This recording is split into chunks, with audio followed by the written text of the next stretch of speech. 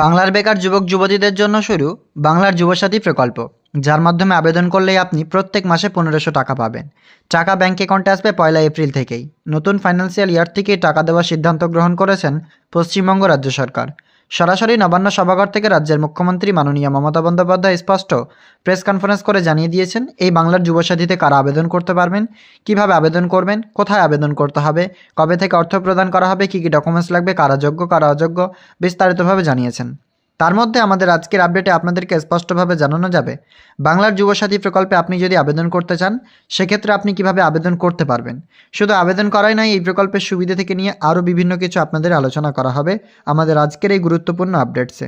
অবশ্যই আপনারা শেষ পর্যন্ত দেখবেন এবং এরকমই লেটেস্ট আপডেট পেতে চ্যানেলটিকে অবশ্যই সাবস্ক্রাইব করবেন, অন্যদের শেয়ার করে দেখার সুযোগ করে দেবেন। তো বর্তমানে পশ্চিমবঙ্গ রাজ্য সরকার বাংলার যে সমস্ত যুবক যুবতী রয়েছে যারা বেকার অর্থাৎ পড়াশোনা করে চাকরির জন্য অপেক্ষা করছেন কিন্তু রাজ্য সরকার কিংবা কেন্দ্রীয় সরকারের চাকরি পাচ্ছেন না, সেই সমস্ত বেকার যুবক যুবতীদের জন্য এই নতুন প্রকল্প শুরু করা হয়েছে এবং নতুন প্রকল্পের মাধ্যমে আবেদন প্রক্রিয়া শুরুর সময়সীমা বেঁধে দেওয়া হয়েছে। বাংলা শিক্ষিত যুবক যুবতীদের কর্মস্থানের জন্য বা লক্ষ্যের বিশেষ প্রকল্প মাননীয় মুখ্যমন্ত্রী মমতা বন্দ্যোপাধ্যায়ের ঐকান্তিক উদ্যোগে বা প্রচেষ্টায় বাংলার যুবসাথী প্রকল্প শুরু করা হয়েছে। আবেদন প্রক্রিয়া আগামী 15 ফেব্রুয়ারি থেকে 26 ফেব্রুয়ারি পর্যন্ত বিধানসভা ভিত্তিক ক্যাম্পে পূরণ করা দরখাস্ত থেকে করা হবে। নমুনা আবেদনপত্র ক্যাম্পে ও দপ্তরের অফিসিয়াল ওয়েবসাইটে পাওয়া যাবে। কিভাবে ডাউনলোড করবেন সেটা আপনারা অবশ্যই কিন্তু লিঙ্ক রয়েছে, সেই লিঙ্কে গিয়ে এখানে ডাউনলোড করতে পারবেন। তবে রাজ্য সরকারের তরফে এখনও ফর্ম অ্যানাউন্স কিংবা নোটিশ অ্যানাউন্স কিন্তু করা হয়নি। অবশ্যই অপেক্ষা করুন, এই প্রকল্পে আপনাদের ফর্ম এবং নোটিশ উভয় কিন্তু দিয়ে দেওয়া হবে।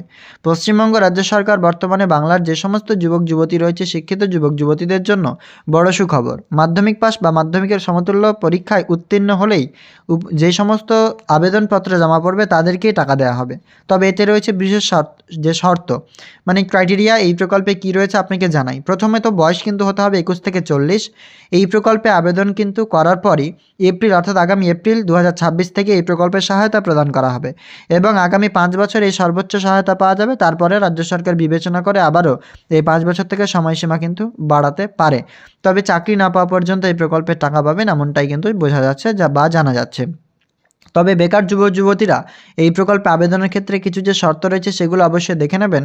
লক্ষ্মীর ভাণ্ডার প্রকল্প বা সামাজিক কোনো প্রকল্পের টাকা পেলে আপনি আবেদন করতে পারবেন না। যেমন লক্ষ্মীর ভাণ্ডার প্রকল্পে টাকা পেলে আপনার বয়স কিংবা আপনি পাসিং সার্টিফিকেট থাকলেও আপনি আবেদন করতে পারবেন না। দ্বিতীয়ত, কৃষক বন্ধু প্রকল্প রাজ্য সরকারের কৃষি দপ্তরের পক্ষ থেকে পরিচালিত কৃষক বন্ধু নতুন প্রকল্পের সুবিধা পেলেও আপনি এই প্রকল্পে আবেদন করতে পারবেন না। সেক্ষেত্রে আপনি পাসিং সার্টিফিকেট থাকলেও আপনার এই প্রকল্পে আবেদন গ্রহণযোগ্য হবে না, এটা কিন্তু স্পষ্ট করে দিয়েছেন। শুধু এই নয়, এর সাথে আরও বিভিন্ন সামাজিক প্রকল্পে টাকা রয়েছে, যেমন যুবশ্রী প্রকল্পে আবেদন কিন্তু করতে পারবেন না। তো বাংলার যুবসাথী প্রকল্পে আবেদন করতে গেলে ফ্রেশ ক্যান্ডিডেট লাগবে এবং যেখানে মাধ্যমিক এবং তার সমতুল্য পরীক্ষা থেকে উত্তীর্ণ হতে হবে এবং তার সার্টিফিকেট, আধার কার্ড, ব্যাঙ্ক অ্যাকাউন্ট এই সমস্ত ডকুমেন্টস লাগবে, 2 কপি ছবি, সাথে মোবাইল নাম্বার অর্থাৎ সক্রিয় মোবাইল নাম্বার এবং হতে পারে আপনার ভোটার কার্ড দিতেও পারে, সেক্ষেত্রে নাও দিতে পারে, এমনটাই কিন্তু আপডেট আসবে। তবে ক্যাম্পগুলোতে অর্থাৎ প্রত্যেকটা বিধানসভা কেন্দ্রিক একটি করে ক্যাম্প হবে। টোটাল পশ্চিমবঙ্গে 294টি ক্যাম্প হবে 294টি বিধানসভা কেন্দ্রে।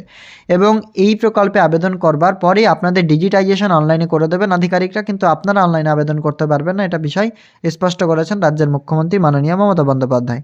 তো বর্তমানে বাংলার যুবসাথী প্রকল্পে আবেদন কিন্তু খুব শীঘ্রই শুরু হচ্ছে, অবশ্যই আপনারা ক্যাম্পে গিয়ে আবেদন করতে পারবেন।